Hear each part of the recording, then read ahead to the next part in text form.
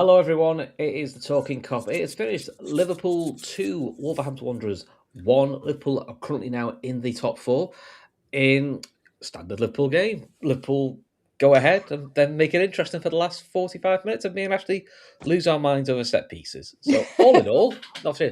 But anyway, more importantly, I'm here with Ash, I'm here with Kev. Ash, did you have a nice Christmas? Yeah, I definitely got some sort of bug while I was away visiting family, so I'm a little under the weather. But thankfully, the Reds kind of pulled through because I think honestly, my mood would have been on the floor if we had somehow thrown that away.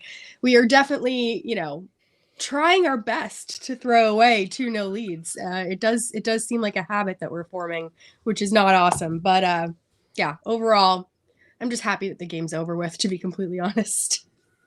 Yeah. Kev, how was your Christmas? Good. Yeah, no, really good.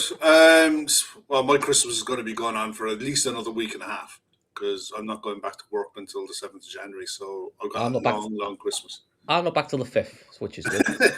Ashley's giving us that look. Ashley's giving us that look of "Don't talk to me about it." So yeah, I might need to get some cover for work. I'm not 100% sure how this is going to go, but no, all in all, no, good. It was good. Quiet, no drama, and I'll take that at Christmas every day of the week, twice on Sundays. We saved that for today, didn't we, Kev? No, well, you guys had drama. I was very fucking zen. I was watching the chat with you. You zen? Yeah, I went zen.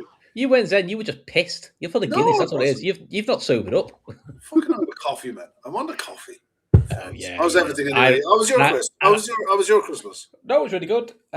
Nice day of the family, Christmas Day, with my dad and my sister. And then yesterday had all the family around and all the nieces and nephews. So I pretty much got beat up by me two nephews for about 2 o'clock until they went to bed. That's how it goes. I was looking forward to today, though. It was good. How did you feel about no Premier League football yesterday? I did. You had the match last night late. On the positive side, I did get to watch Wrexham against Sheffield United, which did you watch it? Which was an absolute barn burner of a game. It was mental. It was like watching Liverpool v Liverpool. It finished 5-3. It was unreal. If you haven't seen it, go watch the highlights of it. That was a great game. So on the positive side, I got to see a game I probably wouldn't have watched, and actually, it was probably the best game of the weekend. So I was like, oh well. So I did miss it. Ashley? How did you find it? I mean, I just think it's a shame that the TV scheduling has occurred in this particular way. It feels like it's such a tradition, and there's so many games in the calendar year that, like, for them to not be able to sort this out, I don't know. It didn't feel right to me. I really look forward to having that day sort of as like a decompression day from Christmas, where you just like sit in front of the couch and you're like, no, I'm busy. Sorry, I can't do anything. Yeah. Especially because I cooked all day and then we lost power. So I had kind of it was a really eventful Christmas. So I was ready to just put my feet up, and to only have that game, which wasn't really a great watch in the first place, I don't know. It left me feeling a little bit meh. Yeah. Well, but on the positive side, if you'd have seen the spread Ashley had put on, honestly, me and Kev was so jealous. It was served with flashlights and candles, which was definitely I don't care, memorable. Ashley. I was very tempted to move to Boston. It looked amazing. Me and Kev were really like, it's just not fair. That looks well better. I'm not saying a word because I can't complain. Ours was just fantastic as well. So. I'm not saying mine wasn't, but when I saw that, I was going to say that's a great save. That's a great. Actually, to be fair, we went out. You went to a restaurant. I went to a hotel, had mine cooked to me. So you made people work on Christmas Day, you savage. Correct. And do you know what? It was spot on. It's really nice. Good. Couldn't fault the food, couldn't fault the service. It was a nice, chilled atmosphere. It was really, really good. Cool. Right, I suppose we best talk about this fucking game. Yeah. We've delayed this for long enough. Yeah, we better. So let's go through starting lineups. Ash. 2 changes. Frimpong came in for Bradley. Probably no real surprise because he was 50-50. And Chiesa got his first ever start in the league at Anfield. Mm-hmm. Well, I mean, didn't he start at Brighton, I think, at the end? That was after we had won? That was an away game, wasn't it? His first game. Was it an away game? Oh, okay, so we're just talking about at Anfield, yeah. Yeah, I mean, I was surprised that he started, actually. I thought for sure he was going to be stuck on the bench. I think maybe, put yeah, Robbo right wing just for maybe. just to kill the internet. Put Robbo right wing. Yeah, no, it was definitely. I mean, it makes a lot of sense. You would think that he's got 60 minutes in him, and that was really all he had in him was 60 minutes. Like he was really blowing at the end of that. I don't think he did anything bad. I don't think he did anything spectacular. But he was a body that filled the space, and I'm glad that he got that moment. Overall, I was fine. I was surprised that Ibu got that late fitness check. I was very worried that Robertson was going to be our center back, and that would have made me, a little bit more shaky going into this game. And I say that, knowing that it's Wolves and knowing that they have 2 points, but also knowing that they are in most games, and they did give us a game, whether we like it or not, and whether that's down to our own poor performance or not. Like if we had had a couple more bodies out, I think that might have gone a different direction. And it didn't need to be like 3 bodies out. Like I don't know how that would have looked with Robertson at center back. So overall, I think Kev, you pointed out that Wolves have only actually been properly battered once, which is odd for a team that's only got 2 points all season. Yeah, they took Arsenal literally to the wire. They equalised 90th minute, then threw it away in the 93rd, which was Arsenal needed 2 own goals. I think Brentford beat them 2-0. I think the problem you have, for me anyway, is the fact that they'd only scored 9 goals in the league up until today. So today was 10. And I mean, look, they're going down. They're going down, and there's no saving them from that. But you can see why they give sides problems. They're defensively hard to break down. We found that in the same way as Arsenal found it, and pretty much most sides have found it. The Wolves' biggest problem comes when they tend to come out and try to play. They vacate space, and sides with a more fluid attack, probably pace to hit on the counter, will hurt them a lot more. So that's why they don't give up, concede from a defensive position. Their biggest problem at the minute is they can't figure out a way. That striker of theirs, don't ask me to pronounce his name. Is it Arokadere or something like that? I think it says Tolu on the back. Tulu's mates. Yeah, Tulu's let's just go with that.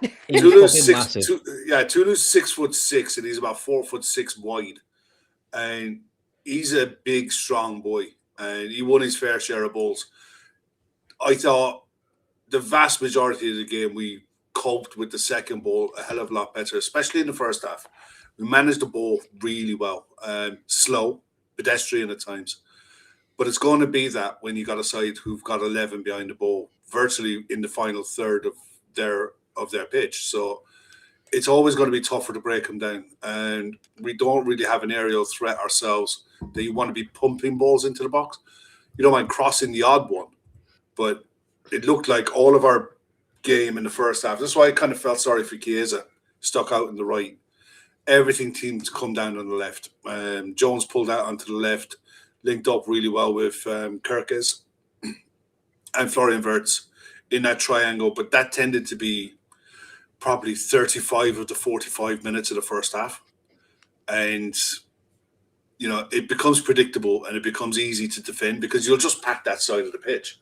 It reduces the space that you can work in, and then you're relying on a quick 1-2 to try to get in behind. And if you're trying to do that with 8 men in the box defending, you need luck. And I mean, I thought we managed the game really well in the first half.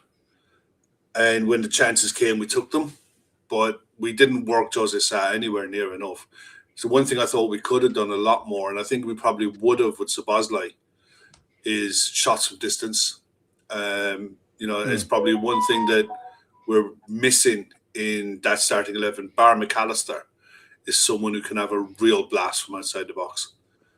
I mean, we actually had matching shots on target. So we had a lot of, shots that kind of went high or wide, but it was 4 shots on target for both. It was 1 big chance for both. Mm-hmm. The XG was pretty similar. It was 1.07 for them, 1.56 for us. But then you look at kind of the ball possession that we had. We had 66% possession. We had nearly double or more than double all of the accurate passes they had. So we had possession, but we weren't really doing much with it. Exactly. And I know that that's what Slot does in the first half of games. I know that's his thing, but at home against Wolves, I expect more. Mm-hmm. I expect more, and it did come eventually. But I don't know. Up until what was it, 40 minutes when the goals actually happened, I was like, is this the best that we've got right now? Like, is this all that we can do? It just felt like very much backwards and sideways and backwards and sideways. We did hit the post twice. I mean, Hugo was very unlucky with his. It's a great ball by Wirtz, which actually we got them on the counter because they had the ball. And listen, it's a good effort by Hugo. Just dinks it, trying to get to the back post. He's very unlucky. And deflects wide. I think the other one is the McAllister one. Kev, you me disagree in this one. I think if it goes in, I think it's disallowed because of where Chiesa stood. I think he's too close to the keeper in an offside position. That I think they would disallow it. But to be fair to Sarr, it's a great save. It's a really good save, but it's one of those ones that the linesman definitely cannot. He flagged for it though. Oh, I know he flagged for it, which means that if it was given and if the goal had gone in, basically is what I'm trying to say, it would have been chalked off. And that again, it's one of those, the linesman putting his flag up. I don't know. We'll get into that in good process. I don't want to get into too much of that 100%. Because there's a couple of referee decisions in this game that or non-decisions. Yeah, we may have to go into those non-decisions because there's fucking loads of them. But look, the goal finally came. Ash ball comes to Frimpong, who drops deep. Probably one of the first times Liverpool player tried something a bit individualistic, gets in behind and cuts it back to Gravenberch. It's a nice finish, but that is the goal that Wolves have been conceding most of the season. Someone getting behind them and the cutback. It's not easy to do because they sit so deep, but that's pretty much the template goal that Wolves conceded. Gravenberch again, some will moan, why is the number 6 DM there? But that's why we're playing with 2. So one sits, one goes, and we're taking and him and Jones are taking it in turns. That's how this new setup is working. Whether people like it or not, but that's the setup. So, good goal. Well, again, Gravenberch, big goal. He's getting a nice habit of scoring opening goals. Yeah, I mean, that's why we bought Frimpong and Kirkes, to be completely honest. And it's something that this team has been screaming out for, drive it all the way down to the byline, cross it in. Kirkes had a few early on where it was like, he was trying, but he wasn't actually placing it. And I felt like he was quite wasteful in the first maybe 15 to 30 minutes of the game with that. I thought he had a good game, caveat by saying that, but I thought we actually could have done more with his crosses in the beginning because it was all coming down his side. But to see Frimpong have that little bit of pace, like that's what he's known for.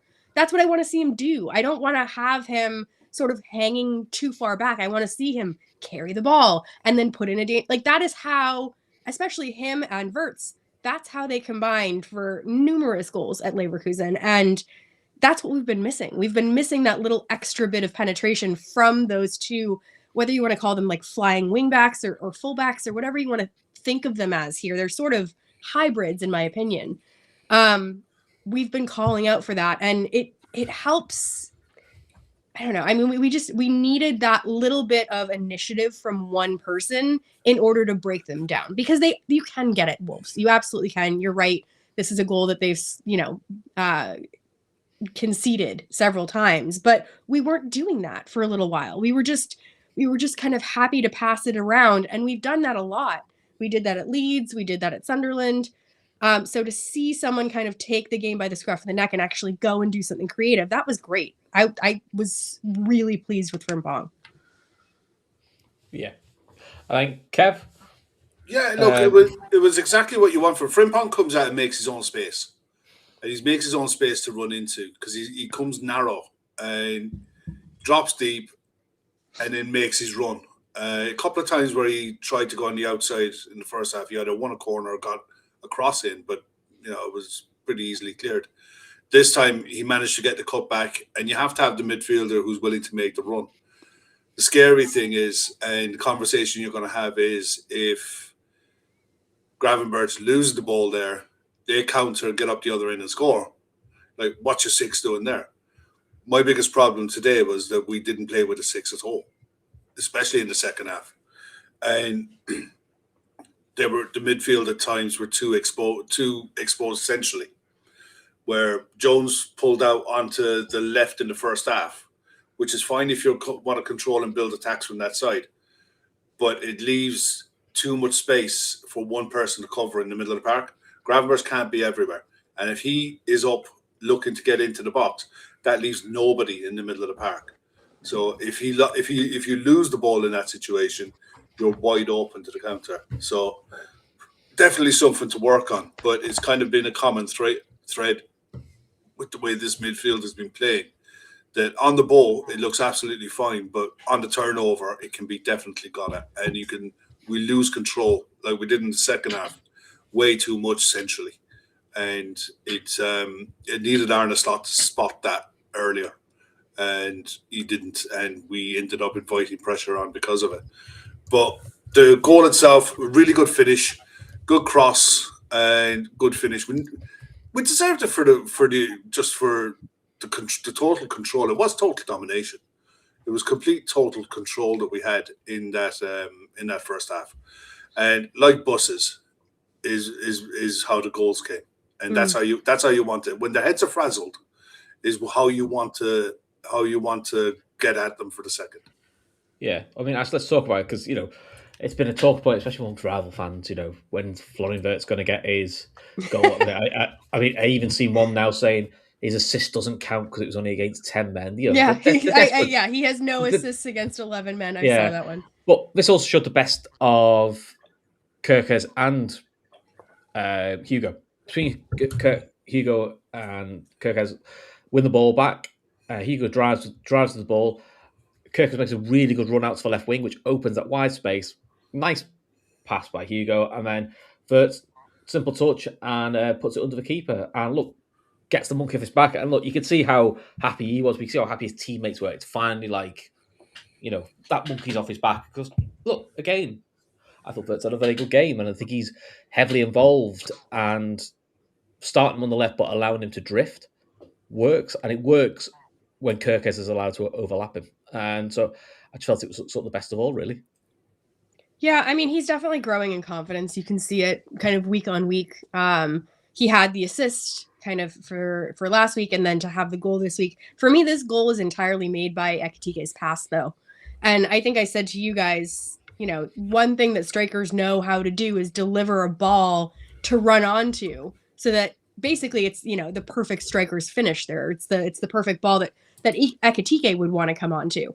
And the way that Ekitike was dropping back, he wasn't as influential as Wirtz, but he was coming back and doing bits and bobs and connecting in a way that, especially for that first 60 minutes when his fitness was still kind of at the level I expect, he was doing a little shades of Bobby Firmino. Not exactly the same. I'm not comparing the players like for like, but the way that he's able to drop, link play, and then connect, he's almost a facilitator. As I was watching him today, it felt like, players must really enjoy playing with him. And I include Chiesa in that as well. There were several balls where Ekitike was letting the ball kind of run right in front of Chiesa for him to run onto. And he just brings people into play. So for me, he was a joy to watch. And, to have Wirtz be able to finish that with composure, we know it's something that he can do. And sometimes you're right, getting that monkey off the back is just the most important thing. And I think a lot of people have said, once it happens, it happens. And I hope that this gives him confidence. And I don't think he's a shy or not confident guy. I just think that it helps. It helps to kind of feel like you've finally made it.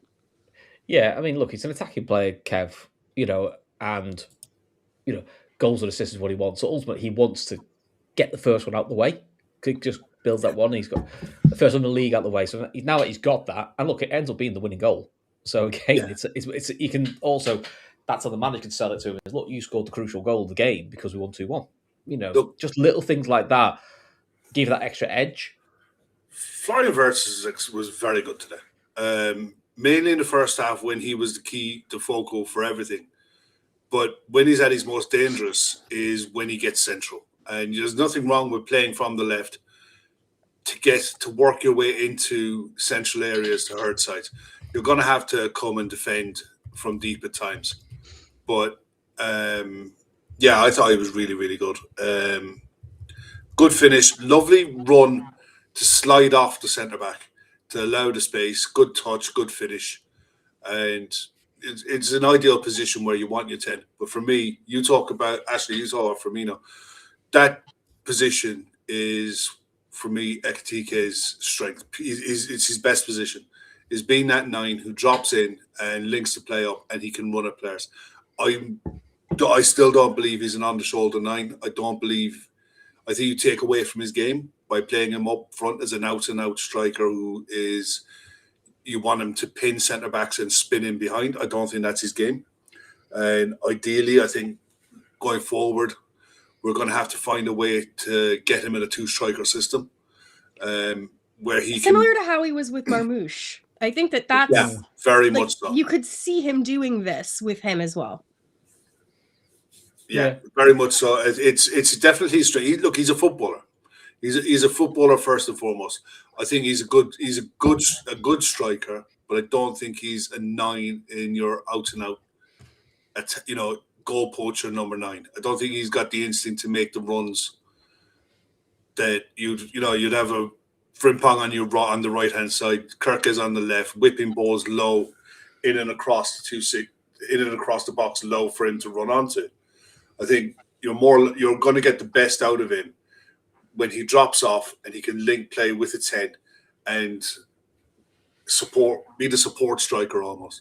I've no doubt that he can do that, and we're seeing it this season where, for a first season, he gets into double figures. He's done really well so far. I thought he's worked hard today, but he was kind of feeding off scraps when he was playing that out and out striker role, and that second goal basically came from his work ethic. Be able to take the ball deeper, turn, run at players, get his head up, wait to pass properly. That's an easy pass to overhit, and the keeper sweeps that up. That pass was weighted perfectly. Kirkes takes it on his foot, gives the keeper absolutely no chance, slides it under him. Lovely finish, 2-0. Absolutely delighted for him. And you can tell his teammates were absolutely made up for him as well. His teammates were absolutely delighted for him. So 2-0, a reward really for complete total control of that half. And in fairness, you kind of got a sniff of how the game was going to go at the end of the first half when they got a corner. They got a corner from nothing. And I said it in the last show we did, in last post-match, there's a level of fear that this side is playing with that I think they don't believe they have a safe scoreline. Whereas I think Slot feels like there is, but I don't think the players. I don't think the players do. The players do, yeah. Yeah, and I think that when we were at our best, and even remotely close to our best, when we were posting like high 80s, low 90s seasons, 1-0 was enough. You get a goal ahead, you were not going to concede 2. The odd time you might get pinned back for a draw, but very rare. This side at the minute still feels to me like the players look like they're playing with that. We've had too many 2-0s where we've thrown it away. Well, we just invite pressure, and we'll talk about the second half. I think there's a lot of people in the chat that are like, we were awful. Trust me, we'll get to the part where we were awful. Yeah. We're not saying that this was, a Champions League level performance where, it's something to be lauded. I think the first half we're also not going to sit here and say the whole thing's shit and burn the whole house down. Well, we can't. Trust me, we were there when we were losing. That's how I felt. Well, I'd take a really crappy 3 points than a good performance and 1 point. To be completely honest, makes a point again, and this is your guys' wheelhouse. Corners again were bad. I've just got one thing to say on the corners, really, and it's mainly the corners from our right-hand side when McAllister takes them. He gets so much curl on the ball that by the time the ball gets to anyone, you're on the penalty spot or further out from it. He was taking them quite deep today, yeah. It's not even the fact that they're deep. It's the fact that the contact comes so far away from the goal that your only way of scoring from that is the second header. And it's hard enough to win a header in an opposing penalty box from a corner anyway. And to try to create the chaos to win 2, you have to be aiming your corners at the near post, looking for the flick-ons. But I honestly don't know how or why I think Kirkes is the only left footer on the pitch. And why wasn't he taking in-swingers from that side? I suppose the only question the thing is, I don't think he ever has. So I'm not laying the blame at him. No. But is he like John? We used to let Robbo take free kicks, corner kicks, and they weren't great. Yeah. But some players are better at hitting a moving ball. Which I know, I get that. And the thing is, but it wouldn't have hurt to try at least once. For me, I think that we should have, from corners from that side, you should be looking to go short. And looking to put a cross in with the right footer from, say, the edge of the penalty box and work on that. Because your corner takers at the minute are from that side are Salah, Gakpo, Szoboszlai. If neither of those three are available, it's going to be Robertson. He didn't start. Then you're left with McAllister. If that's your only option, you have to vary it, and you have to have the ability, especially if you even show that you're going to go short. They have to bring out two players here. That in itself frees up more room in the middle of the penalty area for Van Dijk, Konate, and Ekitike to be able to find space. But if you're as predictable as we are at the minute, where everyone knows that we don't take short corners, and you're looking to whip one in, it just becomes so much easier to defend. And they defended with zonal defense and man marking on our three attackers around the edge of the penalty box, and we just never really got a clean connection on anything. We didn't work the keeper once off of any of the corners, actually. I mean, there was only 6 today, but we didn't work the keeper one time off of any of the corners. And I don't expect like down low in the corner with power or anything, all the time. Well, but I do expect them to get, with players as tall as Virgil, players as tall as Ibu, I expect them to at least make contact and work the keeper. Well, Redman makes the point that all of our corners are outswingers, all of them. They're not. Every corner that was on the left-hand side was an in-swinger because McAllister was taking them too. And he doesn't switch to take corners with his left foot. So it's only the ones that are on the right-hand side are the outswingers. But he put so much swing on it that it's next to impossible to do anything with it. And the best one is the one that they kind of did, the clever one toward Verts. That was the best of all of them. Yeah, but the only thing I'd say about that one, it's easier to do that one when they've already had to defend 3 or 4 that have gone long and deep because they pushed nobody out to it.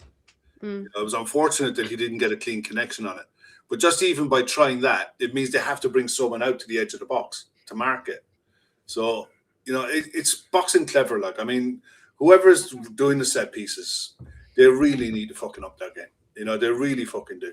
And nobody can tell me that there isn't an analyst at the club who's capable of setting up defensive and attacking set pieces because we're conceding we'll get to it in the second half, but we concede way too many. 12 now, isn't it? I mean, I think it's Lewis Mahoney who is the first team set piece analyst. He came from Southampton and he assists Aaron Briggs, who kind of got that internal. Well, he was internally promoted to set piece coach just because we couldn't find anyone else. Like, we literally had an ad in the paper for set piece coach for months last year, and we haven't been able to bring someone in, which to me just kind of baffles the mind. Do you know what the reason is why we couldn't get the Dutch one that he wanted? Wasn't that just a visa issue though? That's Brexit. Yeah. You're not going to get a visa because the government are going to turn around and say, well, there's plenty of coaches in the UK to hire from, so you don't need one from abroad. It's not a specialist position.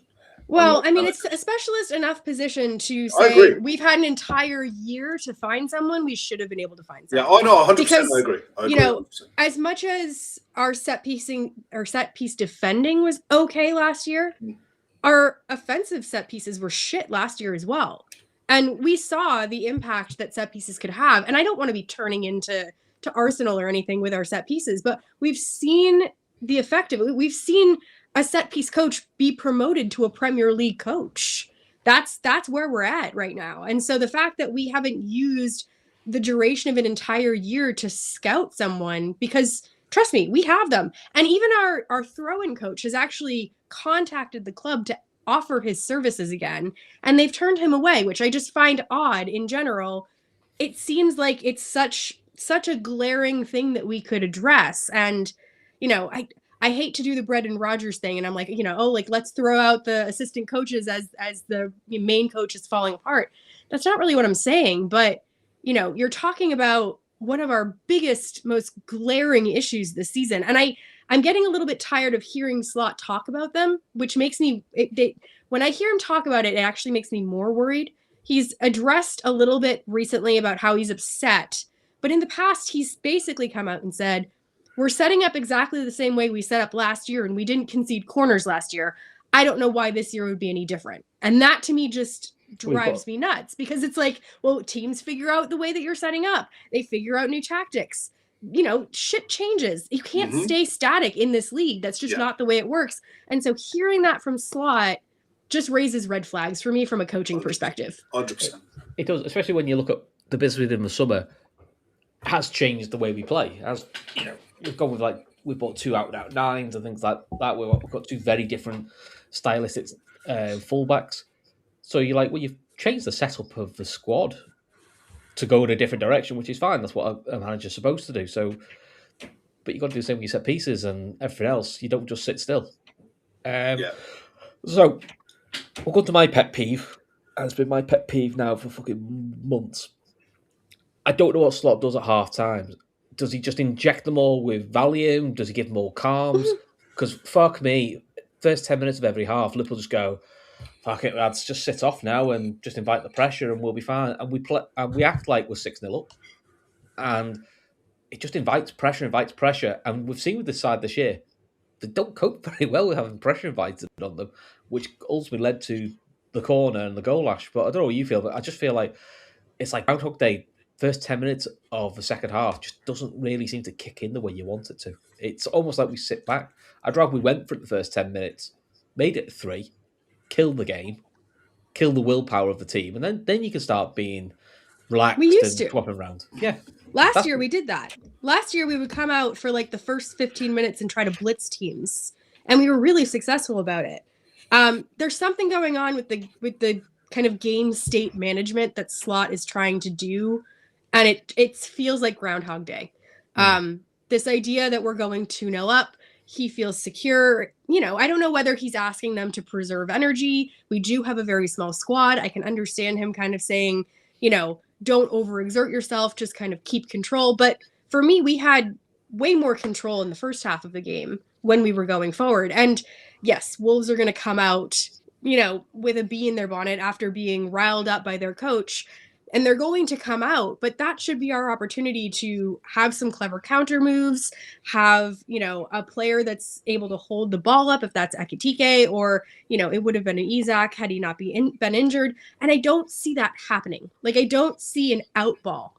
I just kind of see us sitting back incredibly deep to the point where we're basically just playing hoofball, where we're just kind of kicking it into the stands. And it's like, this is ridiculous. This is bottom level Premier League tactics here that we're talking about. And that's not control to me.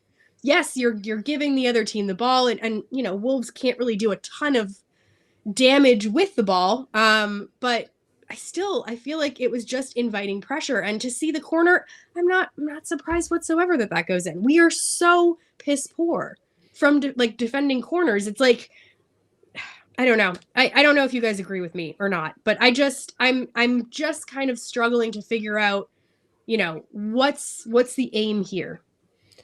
I mean, from the corner, you got to credit to the lad who scored, because he gets up early and he gets a run, which pins Ibu, so Ibu cannot get to it.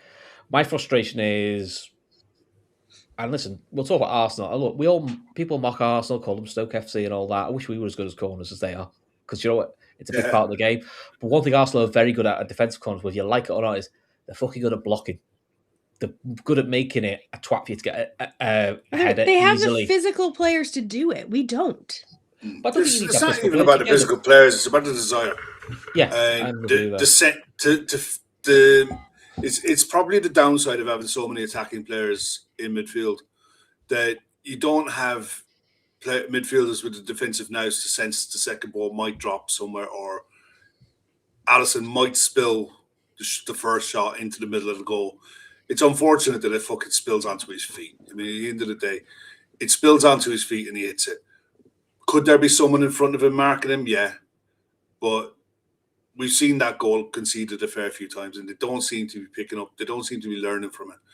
And it's annoying. It's so fucking frustrating that you know now that every corner they will get a chance in a game with one at least, a real chance, and the most times this season they've scored from it. I think it's 14 we've conceded.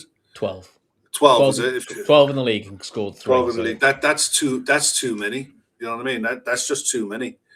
And for context, I think last year domestically we conceded 2. Yeah. One being the cup final and one being Ipswich, where we were 4-0 up. Now, Konate is going to get stick for losing a header.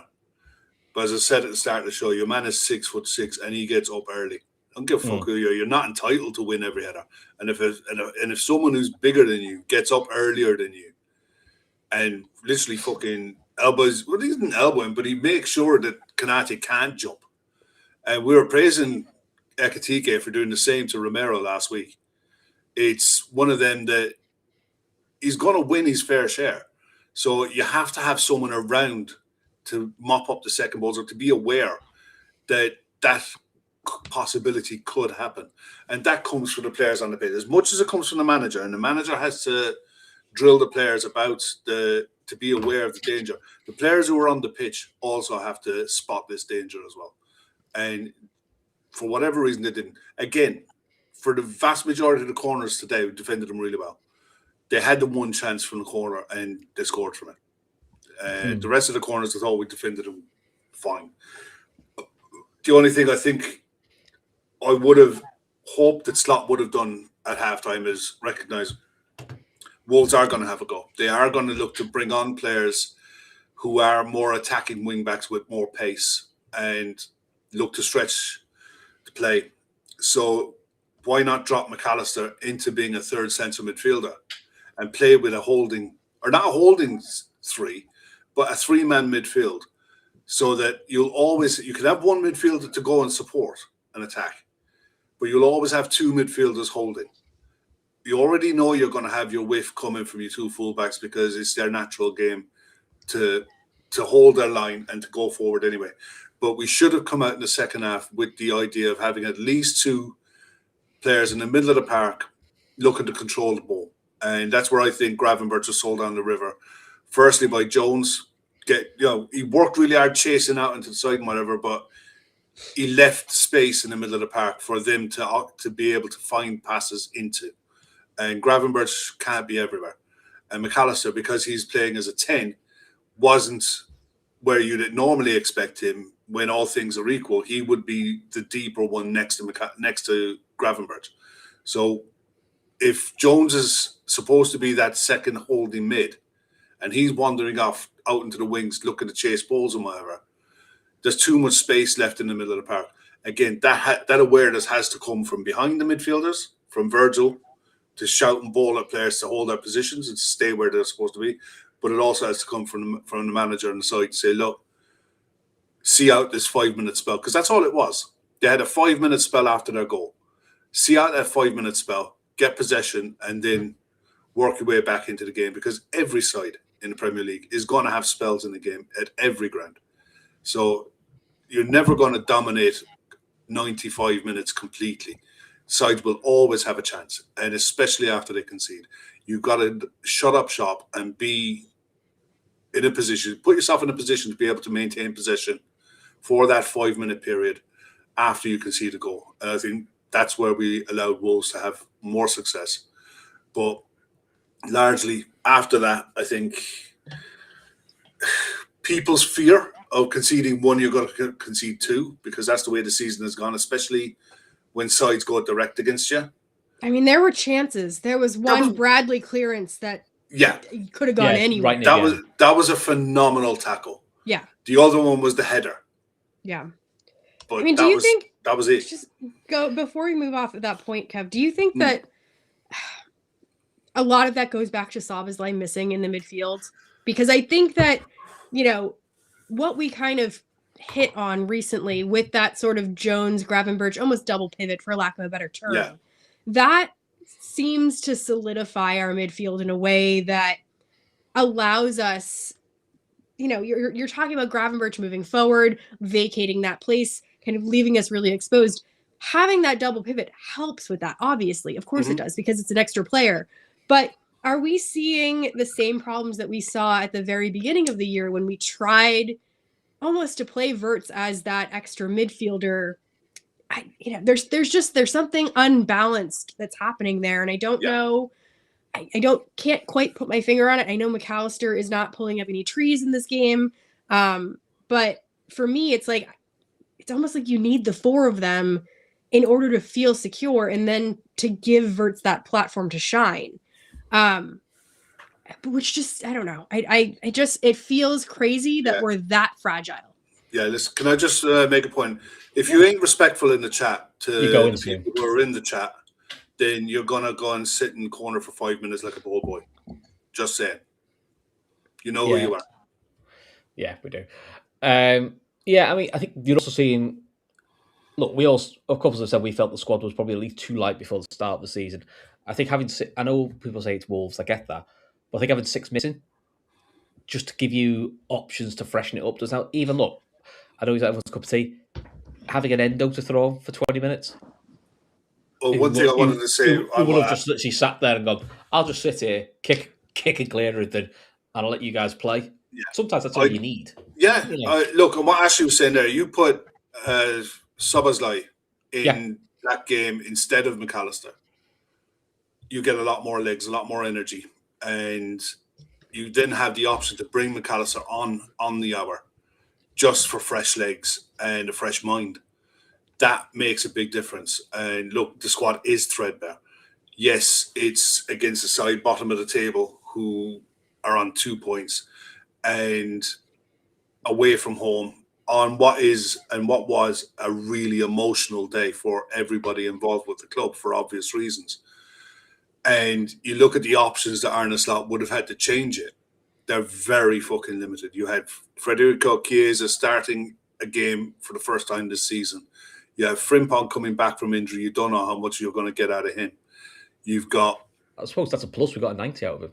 That's a and the other side, Florian Wirtz still hasn't completed a 90. Hugo hasn't completed a 90. Not off the top of my head. And the thing is with Hugo as well, you got to wrap him up in cotton wool because he is the only fucking 9 that we have. And you could tell he was starting to feel He was flagging. He was flagging on about 70 minutes. And if he starts flagging, that means the press isn't there. That means Wolves centre-backs are going to be able to get on the ball and pump balls longer and be more direct. You've got to remember, the likes of Hugo and Wirtz, they're used to a winter break. Because they've come from Germany. They're used to winter breaks. They don't normally play this time of year. This is the first... Again, it's the first one. You saw it with Szoboszlai in his first season. Really good until he hit the winter. And he was awful. He had a proverbial woe in December, January, and then he picked up an injury, and he wasn't the same player. It wasn't until the second season with Szoboszlai that you saw his fitness levels really come on, and then now you're starting to see the benefits of him working on his fitness long term. It's not a case of one preseason, and it was a disruptive preseason at that for everybody. Yeah, listen, there's about 10 days. There's 10 days where we had no preseason for obvious reasons. There's a few people in the chat that kind of mentioned that early on, where they were talking about our fitness being crap. I agree, our fitness is crap, but for a good reason. We literally had players coming back, and while they were coming back for preseason, they were hearing of Jota's death, and we had to give them time off. We absolutely had to do that. So yes. Are they physically at a point where are they peak physical performance? No.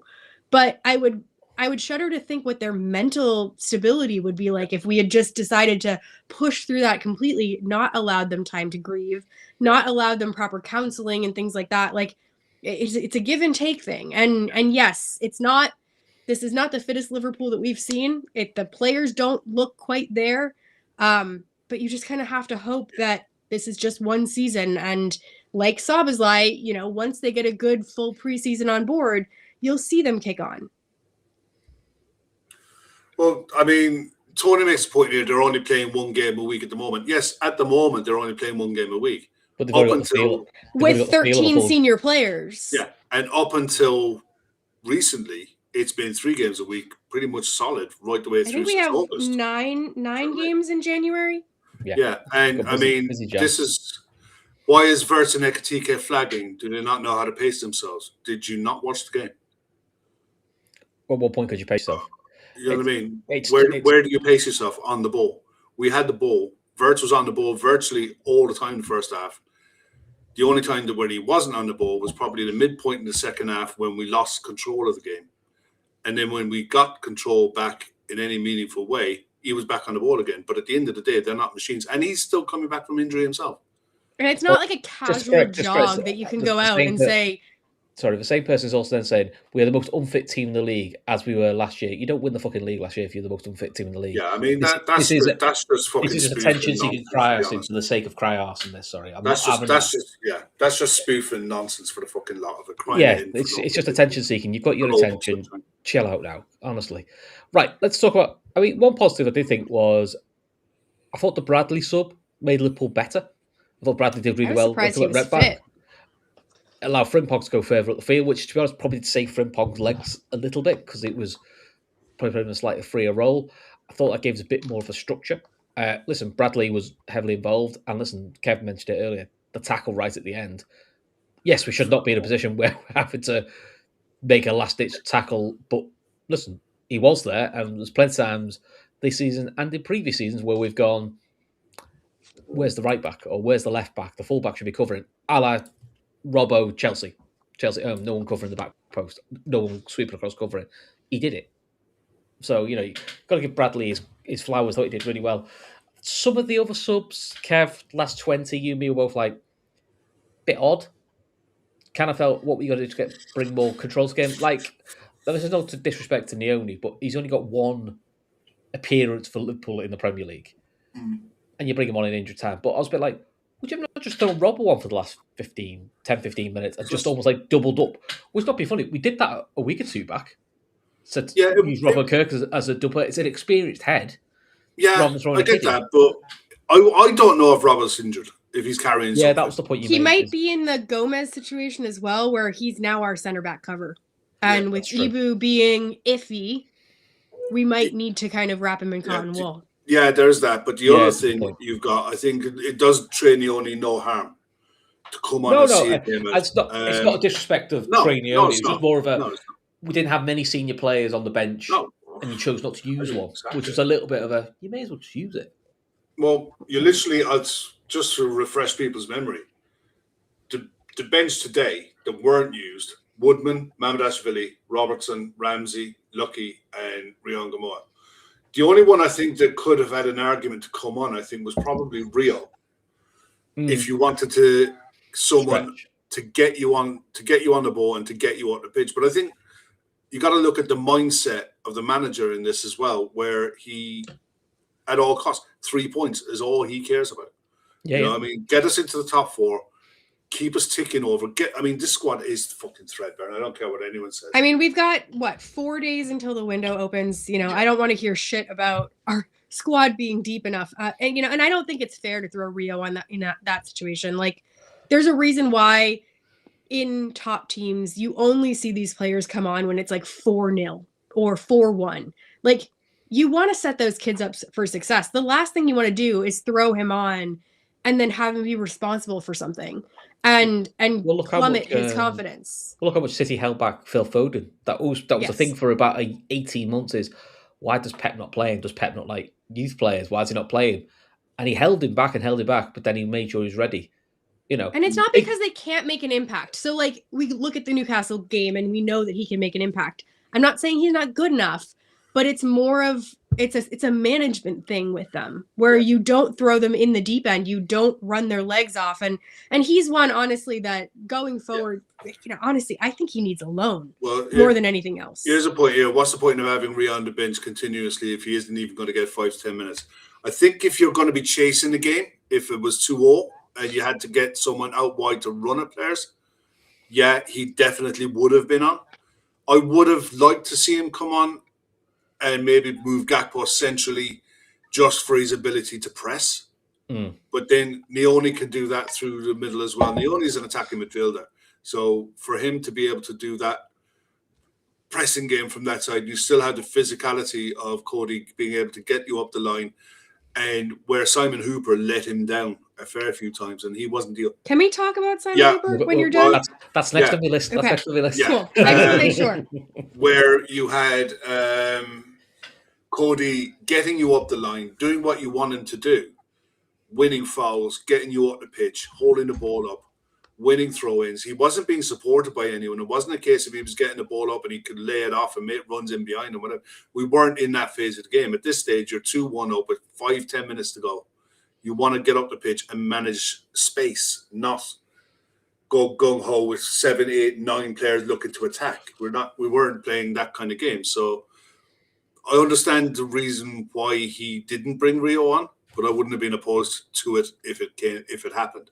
But I think it was going to be Rio or Trey Nioni to come on, not both. So he decided to go with Nioni. Probably, look, he's physically bigger player. He's experienced enough. He's been around the squad now for a while. He's technically a really sound player. So, there's no harm giving him the experience of coming on in the last 5 minutes, come in and see out again. But I definitely think there's something with Robertson, whether he's carrying a knock or something. But yeah, something ain't right there. So, because Kirk is, as much as I think he played really well today for the vast majority of the game, he's playing a hell of a lot of football. And earlier in the season, he would have been taking him off Robertson on with 20 to go, and vice versa with Bradley for Frimpong with 20 minutes to go. It's just needs must at the minute with the squad the way it is. You can't gamble on players who are playing multiple positions who you desperately might need over the next couple of weeks. So kind of understand it. It's definitely a case of it is what it is at the minute. 3 points is all that really matters. Yeah, we'd all love a performance, and we'd have loved to see Liverpool win out, 3, 4, 5 against a side who are going to get relegated. But the fact of the matter is, we got over the line, didn't pick up any injuries, and 3 points in the bag, and on we go. And hopefully, like you said, next week we'll have Szoboszlai back because he'll be back from suspension. And then I'm not sure if there's anybody else coming back other than that, I think, injury-wise. But we'll you'd see. probably have Gakpo back to full fitness at that point. Yeah. So maybe you could rotate him in. Right. Let's talk about Simon fucking Hooper, who was average first half, and then Kev did that thing that fucking PGMOL referees want to do at the moment, which is when the lower side get a goal back to make it 2-1 or even get a game to be a draw, decide they're going to make sure it's evened up and just give fuck all the rest of the game. Because honestly, at one point, he wasn't giving fouls. Andre saw Kirks on the foul, lined up and volleyed him. Well, that's the one that I want to talk and then about. gave the free kick. So you saw him volley him. He's already in a yellow and went, don't worry about it. Keep going, lads. I don't get it. This is why players get injured. And it's not just Simon Hooper today. I've watched some of the earlier games. They're fucking atrocious. They're all fucking atrocious. And this is your wheelhouse. So, I mean, it's not. There's nothing to say really, other than it's incompetent refereeing. Like kicking a player on the ground it could be a red card. I don't think that was a red card. But kicking a player but that's what I'm trying to say. Kicking a player when they're down, and granted, like the first couple of challenges, I would have been fine. That didn't need to be a yellow card. I'm not worried about the first couple of challenges. It was when Kirkes was down on the ball, and then Andre basically stops, looks at Kirkes, and kicks him not once, but twice in the midriff while he's on the ground. That, to me, that's borderline red card. I'm okay with it not being a red card, but it's abso-fucking-lutely a yellow card. And that would have been his second yellow. He should have been off. Like, that wasn't even a hard decision. That was way worse than the Romero kind of, like, nudge on Ibu Konate for his second yellow last week. Like, that was a direct, I'm going to pause, I see him on the ground, and not only am I going to decide to kick him once, I'm going to kick him twice. And Hooper watched the whole fucking thing. And look, VAR can't really get involved because it's a second yellow, so it's really Hooper that makes that decision. we will see in the World Cup that VAR will get involved for second yellows. And that would be something that, in that situation, you would get involved and that player would get sent off because that was just inexplicable. I'm sorry. That's careless. That's reckless. That's acting with disregard for your opponent's safety. All the things, all the yellow card boxes. It was like he just decided that he was no longer going to referee the match. And when that happens, like, the players get frustrated, the aggression ticks up, and that's where you get those injuries happening.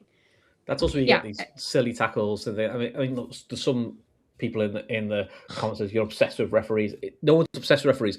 There's literally a referee talking point every game, all the time, and it feels like it's getting worse. And it's part of the game, guys. Like, the referee plays a huge role of what the game. Like, obviously, thankfully, we didn't lose the points, but what would have happened if Andre had, put in a delivery for a corner that they then scored from or something like that? Like, yeah, exactly. They do play a really big role, and it is. Last week, what about Gomez? Just hang on a sec. Redman, you still can't draw your foot back and kick him. Yeah. That's up to Hooper to blow the whistle and call it for obstruction. So he can say, Kirkes, you can't do that. Yeah. I'm going to blow it and I'm going to give a free kick. But you can't decide that the player's on the ground and then kick him in the midriff twice. Like, they're two completely different things. And that's why Hooper needs to step in. That's where, like, he almost caused the incident there because of his shit refereeing. I mean, the ironic thing is the ones who are saying we're obsessed with referees are also the ones who just spent every comment slagging the club and slagging the players off, but then won't talk about something that might be on the other side of the fence. It's almost like that's all they want to talk about. But hey, maybe we're obsessed. Who knows? Anyway, let's talk about something nice and positive, because let's be honest, the one other thing today was it was an emotional day today. We had Jota's two kids coming out as mascots at the beginning, which was, bit of a gut-wrench thing to see. On 18 minutes, we had the Wolves fans singing for Jota. And then on 20 minutes, you had Liverpool fans singing for Jota. And you sort of remind, how loved and respected and humble a man he was. If you haven't seen it, I think it's been retweeted on Twitter quite a few times. There's a lovely article written by Jurgen Klopp where he's been asked talk about Jota, and he talks about Jota the person, Jota the humble man. He goes, yes, he's a great footballer, but, there was also that in the back of my mind is like, this is like a big emotional day today as well for both sets of players and fans, because, these are the two clubs that he's probably the most famous for. Yes, he was at Porto, yes, he was at Atletico Madrid, but I think these are the two clubs he is the most renowned with. If you think of Diogo Jota, you think of his goals for Wolves in the Championship and in the Europa League, and then you think of his goals for Liverpool and helping us win things like the League Cups, telling Leicester fans to fuck off, which is still one of my best moments with Diogo Jota, which is just a humble man who got it and also got things. So I didn't want that to be missed, because one thing I will say is I'm not always the biggest Wolves fan. I've been in grounds with Wolves with some of the historics that goes on with that, but I thought Wolves fans were spotting today, and I thought the way they respected Diogo's memory, I thought was absolutely perfect. So, I think you need to give rightfully credit where credit is due, and I thought that was a lovely part of today, which is quite, it's not an easy thing to talk about, is it, Kev? Yeah, it's the stuff that came out of the last probably 24 hours really was a stark reminder of where the club has come in the last 12 months, last 6 months. Me and Ashley were talking about it last night, and it's what happened with Diogo Jota is going to touch everybody, because we all can associate with not him as the player and the star and everything that comes with that, is the guy who got married, father of 3 kids, and his life was literally just snatched from him. And I think we all know someone in our circle of friends or family who that has happened to, and it kind of resonates with all of us in a certain way. And it's no surprise really that players and people as human beings are struggling with everything that's happened this season. And yeah, you can slate the performances on the pitch, and we do on a regular. We talk about what we see on the pitch, some good, some bad. But ultimately, what happened today, 3 points will be forgotten, the performance will be forgotten. the way the club handled this today, and I thought the way the Wolves fans were today, sold out their allocation. With problems of their own at their club, they're having real problems with their owners at the minute. Really not happy with the way their club is being run. They sold out their allocation and they behaved today absolutely impeccably. Saw the players last night, all of the players in the squad, and you'd have had, I think Nico Williams would have been at Liverpool in and around the time Jota was still at the club as well. So I think so. It would, and then you might have had Wolves. Well, you definitely would have had Wolves staff who were at the club long term, who would have had Diogo Jota there, and when it happened and the fixtures were released, it was probably the first fixture of the season that I looked for, and it's definitely not the one that I ordinarily look for. But when I saw that this was going to be falling in December or in and around Christmas, I just thought, yeah, this is going to be a tough one. The family are going to be going through, especially this time of year, their first Christmas without the dad, her first Christmas without her partner, her husband, the parents' first Christmas without their two sons. A lot of firsts, and the firsts are always the hardest. So it's no surprise that their players, his friends in the dressing room, friends at the club would have been really feeling it the last few days. So performance aside, result aside, everything aside, today will be remembered for that and for the right reasons, for how Wolves fans behaved, for how Liverpool fans celebrated his life, and how some of the reporting around Diogo Jota up until today has been done in a really respectful way and a proper way, to be honest, the way he deserves. Ash, do you want to add anything? No, I just, I thought it was going to be an emotional day, and I definitely felt like it. It was watching. I think it was his two little boys. I think his daughter is still quite small. Yeah. So it was his two little boys that were there in the tunnel, mostly with Allison and mostly with Virgil, and they were right down on their knees with them, just making sure that they were comfortable, making sure that they were able to kind of go out on the pitch, without being terrified, as you would just walking out in a giant stadium like that.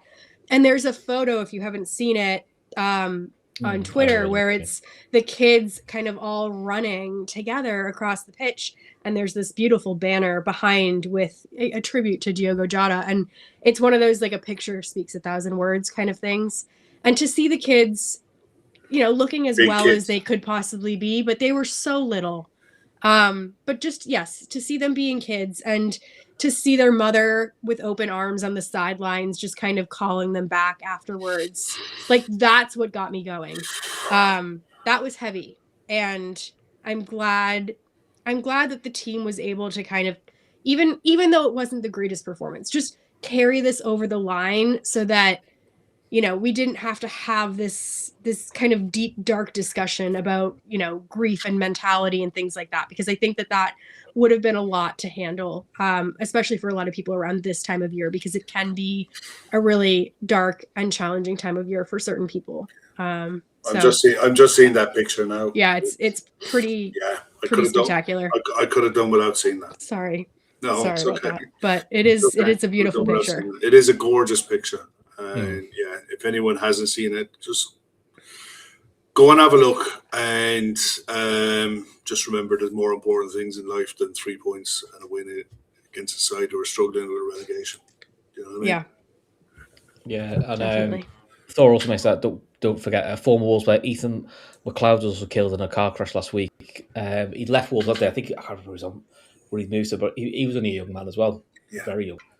So, and unfortunately, Forest also lost one of their legends, the European Cup final legends. John Robertson.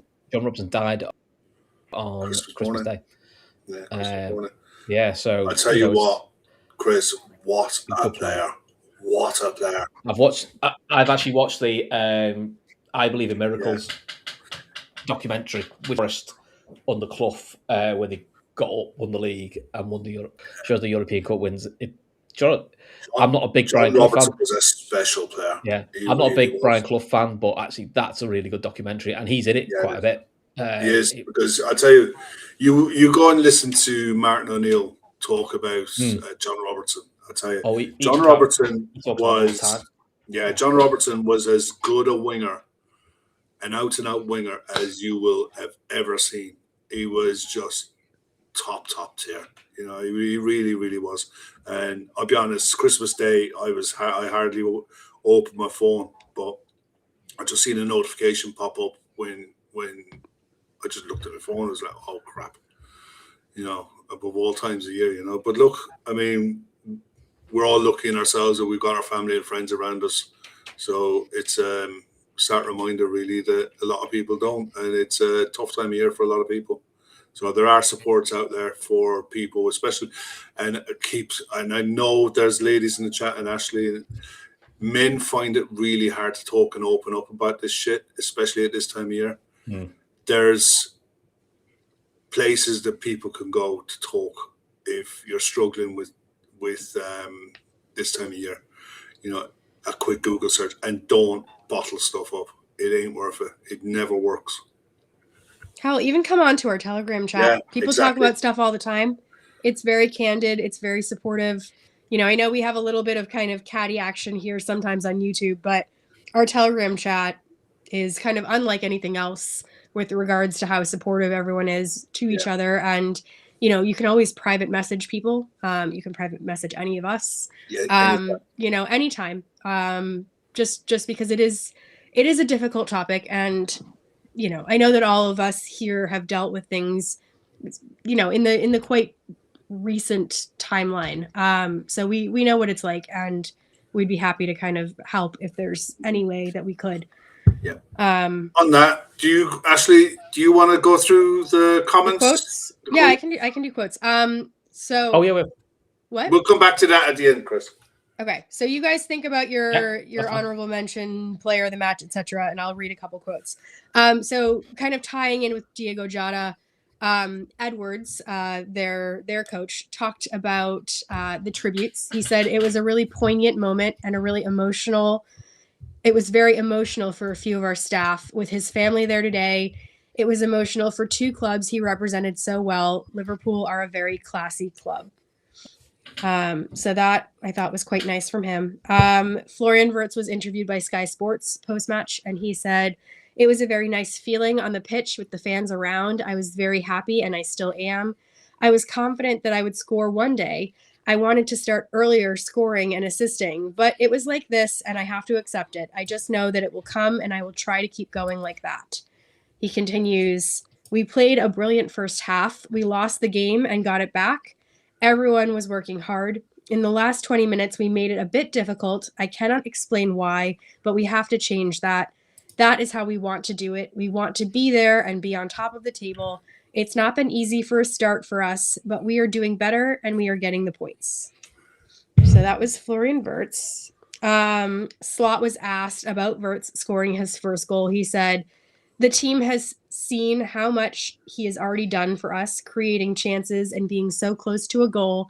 Everyone in football knows if you don't, that's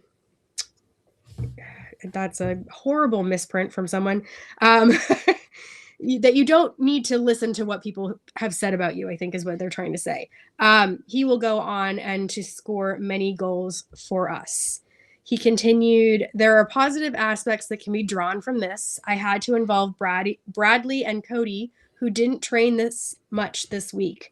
Winning despite that is considered a positive achievement.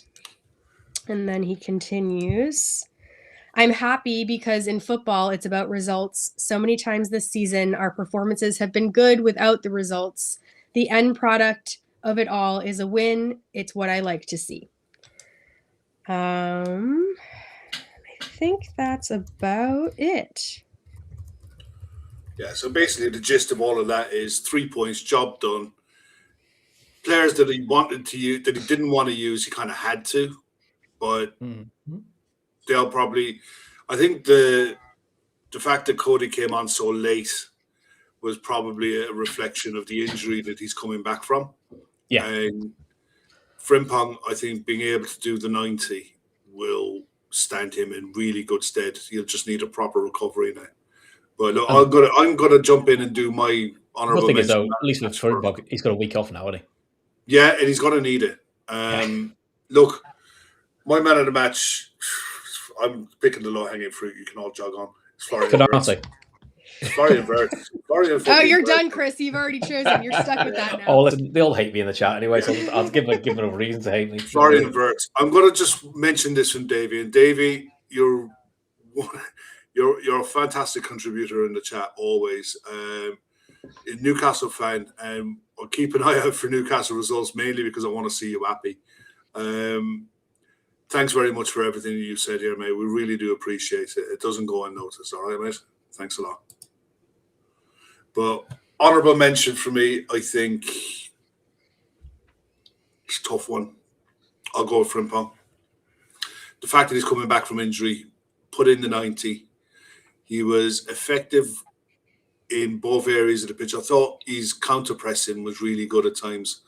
Won the ball back from sloppy passes in midfield really well. Did really well for his assist. Wasn't afraid to take his fullback on. I think he flagged a bit towards the end, but that's to be expected with someone who's coming back from an injury. Still probably doesn't trust his hamstring fully. But overall, I thought he had a really good game. Could do better.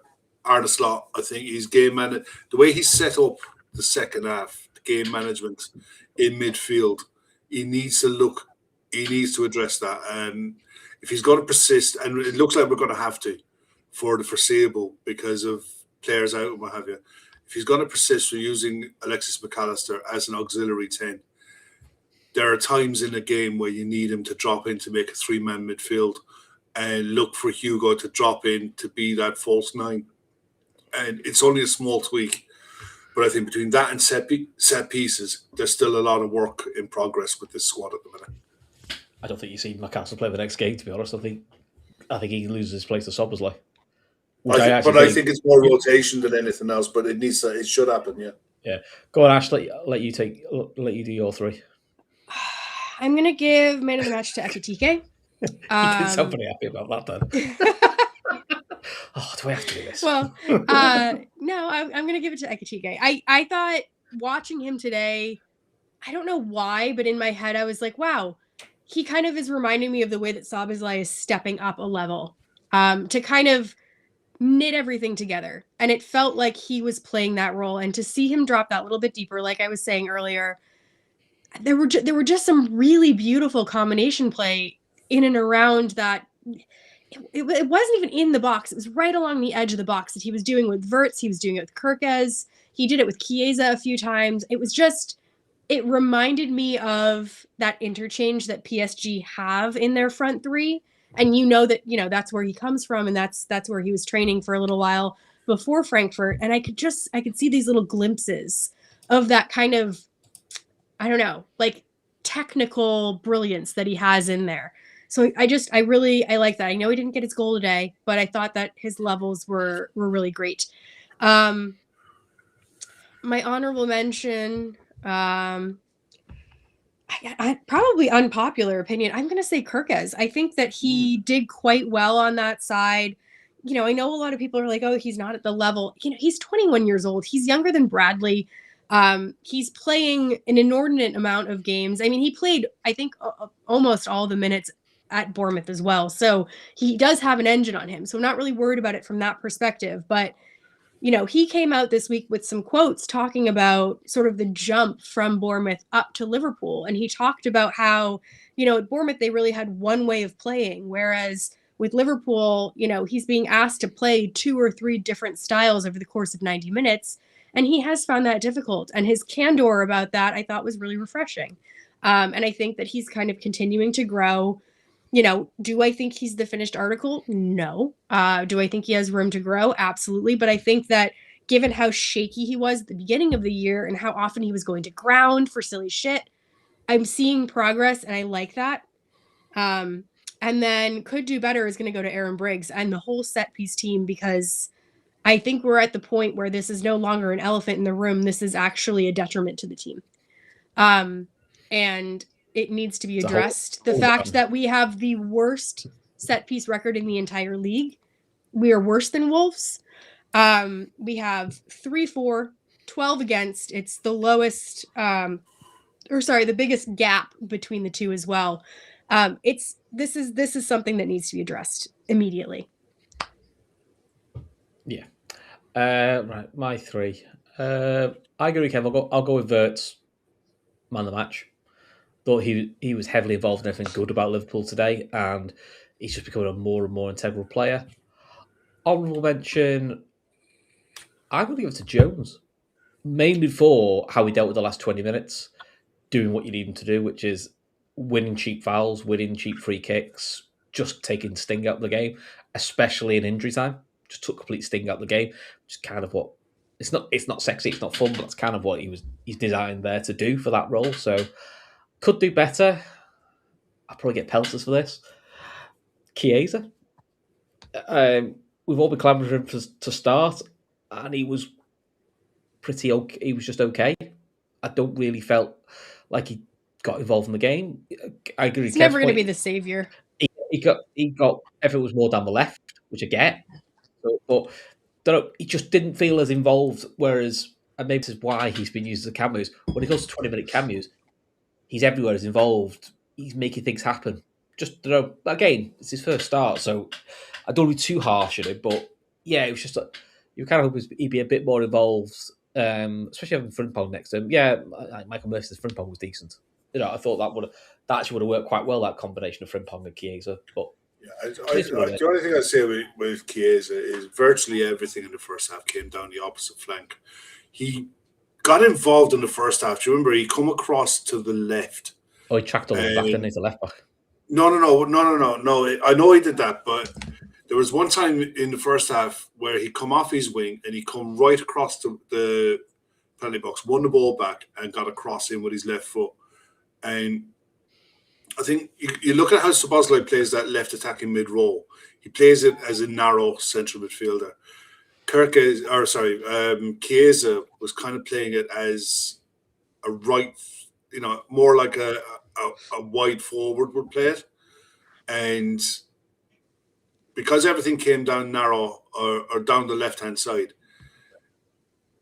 we didn't have anyone, and I meant to say it earlier in the chat, is where you miss a player like Trent, someone who can switch play from right to left, left to right at ease. And if you had someone on the left-hand side, you could pick their head up and whip a 40-yard pass across and give Chiesa or whoever's playing on that side, Frimpong, a chance to isolate their fullback while everyone is shifting across. It opens up the play so much more, and it's a massive threat, and it's a massive problem I think that our midfielders have. None of them look capable of playing that switch pass with pace. Jones can kind of do it. Yeah, when Jones is playing in that double six, I think that I actually think that he can take a little bit of that Trent burden off, especially that kind of inverting. He's doing it from the left instead of from the right. But I feel like there are shades of what Trent was doing there. He can't, deliver it on a sixpence like Trent used to do. Yeah. But he does allow an option there. And I feel like the way we used Jones today didn't make him shine the way that we have seen the last couple of weeks. I think to use the way Jones on the left to link up the play between Kerkez and Wirtz is fine. It's really good if you can get someone in on the byline. And we didn't do it enough. If you're going to have three people on that side of the pitch looking to create link up and create space, then it's going to be one of them that you needed to work more often than not, because it isolates the middle of the park so much that you're wide open to the counter attacks, especially like Leeds. Leeds are a side who will look with Dominic Calvert-Lewin to play on the counter massively, and that will be a big opening for them with the way we vacated the middle of the park. I don't think we'll be able to do that against Leeds, the way we defend, the way we were in the middle of the park today. We have to be much sharper. So I was just watching the Chelsea game. Chelsea have just missed a great chance to go 2-0 up, but for you, Ash, ref watched 51 minutes. Looked to me like the keeper threw the ball out. outside the area, but they haven't they haven't looked at it. Quirky. So, don't see that very often. There's definitely stuff involved with ref watch already. I think I already have about 4 or 5 instances. Did you see the foul throw? Yeah, that's something you don't see often. That's proper Sunday league. I don't know how you have a foul throw. Honestly, I love Simon Hooper's action for it because he flicked his leg back. No, he flicked his leg back up in the air. Yeah, I don't know. Yeah, foul throw. You're only at 1 foot on the ground. I've seen 2 Liverpool keepers do 2 things that you never see, and I've never seen happen since. One was Mignolet, where he took so long to kick the ball up the field, they let it run out of play and kick it away at Burnley. But the best one still is Karius, who from a goal, I think I was, me and Kevin used it quite well then, from a goal kicked it out for a corner when he was trying to pass it square. Yeah, because we were trying to copy the Pep thing of going down to the bar, and he kicked it so square. He put it out for a corner. It's definitely one of those times where you look at it and goes, "Yeah, we really need to fucking sign Alisson." We just need to sign a keeper. It was just one of those you go like, how'd you explain that? You can't really, can you? No. Just leave that there. Anyway, come on, Christmas. We're gonna go and spend time with our families and all that lovely good stuff. Yep, I'm gonna go get under a blanket. Yeah. Any good transfer news? Any good transfer gossip before we go? Liverpool aren't going to rush into anything. They haven't got a bottomless pit of money, and they are willing to wait rather than overpay. Standard Liverpool stuff coming out from James Pearce. So it's standard stuff. But it's also James Pearce. It's also James Pearce. So that's what he's there for. It's the standard stuff a club says when they're telling the selling club, "We know what the player's worth. Don't take the mickey." That's what a club will come out and say a couple of days before a transfer window opens, and they do it all the time. If Liverpool sign Schlotterbeck, wait till you see the reaction show. We may make that a Patreon exclusive just so you can see how excited Kev gets. I can't wait. I will take any able-bodied person, to be completely honest. Yeah. I mean, there's a few that I would say maybe not, but what? Breathing oxygen does it help? Any live body? Ben Mee's available on a free, apparently. Well, Origi's available as well. That doesn't necessarily mean that he's the right choice. Should we get Ben Davis back? They're doing some massive weight shifting, aren't they? Yeah. Should get Ben Davis back. Get the hologram back. He's actually doing. I think isn't he doing well with wherever Kabak. He is? Oh, yeah, get me on a free now. Those are dark times. Yeah. Oh, him and Kabak. We don't actually because he never got on the pitch.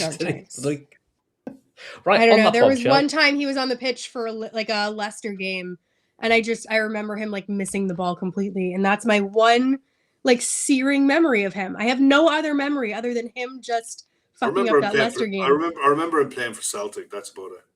Yeah. Well, we'll definitely have a transfer show next week. I mean, there's a little bit of time between now and the next game, but the things they do start to pick up. So I expect noise to start happening now over the next couple of days. Once this round of fixtures ends. I don't think there's another lot of fixtures now until, a full lot of fixtures until after New Year's. Yeah. The next lot of fixtures I think happen when the window opens. So I expect there to be a lot of noise over the next few days. I think we'll probably see Semenyo move early. Yeah. I think that's probably done. 1st January, I think his move's done. Well, he has to move by the 10th of January. Otherwise, that clause is null and void until the summer. So it'll be the first week for sure. Watching that City team, I can't see where he's going to play, but far be it for me to, I'd say, the way that I think you got to look at the way that Ryan Cherky has embedded himself into that 11 as to the style of play they want to play, and I think Semenyo is exactly that player. Well, I would happily take Marmoush off their hands if they don't want to use that 350 million, pound, whatever. I don't know, whatever their he is, 350,000 pound a week player is what I was trying to say. Let's leave it there. Let's make sure everyone subscribe, join the Patreon. Cost per pint, worth a laugh. But listen, it finished Liverpool 2, Wolves 1 on the 8-year anniversary that it was announced Virgil van Dijk joined Liverpool. So there's a nice happy note for you. Take us home, Kev. Cheers, guys. Ta-da. Bye, everyone.